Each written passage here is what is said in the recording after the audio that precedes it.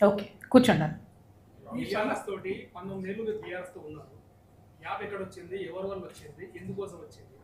మీరు అంటే బీఆర్ఎస్ తో పాటు మీ ఫ్యామిలీ కూడా దూరం అయ్యారు. అంటే మీ తండ్రి గారు మిమ్మల్ని పాటించారు, బహిష్కరించారు. కారణాలు ఏంటి? దానికి ఎవరు కారణం?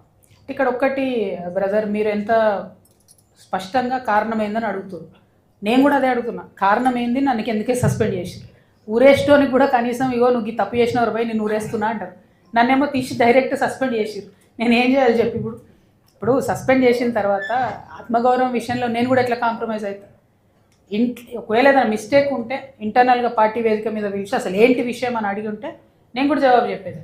కానీ డైరెక్ట్గా ప్రజలందరి ముందట సస్పెండ్ చేసి ఇన్ని కోట్ల మందిలో నన్ను అవమానం చేసినప్పుడు నా దారి నేను చూసుకోవాల్సిందే కదా. నేనైతే ఆగను కదా. ప్రజల కోసం పనిచేయాలనుకున్నా, నేను బయటకు వచ్చినా డెఫినెట్గా పనిచేస్తాను. సో ఏం జరిగిందనేది బీఆర్ఎస్ చెప్పాలి. ఇప్పుడు మటుకు మేము చెప్పము, మేము ఆమె విఘ్నతకే వదిలేస్తున్నాం అని చెప్పి చాలా డిప్లొమాటిక్గా తప్పించుకుంటున్నారు. ఇవాళ కాకపోతే రేపు కాకపోతే ఎల్లుండో చెప్పాల్సినటువంటి సందర్భం వస్తుంది. ఆ టైంలో ప్రజలే అడుగుతారు.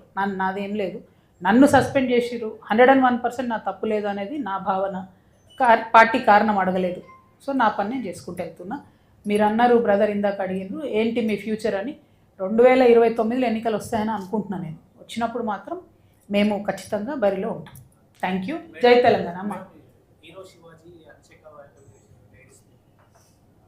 సినిమా వాళ్ళ గురించి నాకు తెలియదు బ్రదర్. నువ్వు అట్లా గమ్మత్ ప్రశ్న అడిగితే కష్టం. నాకు తెలియదు వాళ్ళ గురించి. అయినా తెలియదు, నాకు సంగతి తెలియదు. Thank you. జై తెలంగాణ, జై జాగృతి.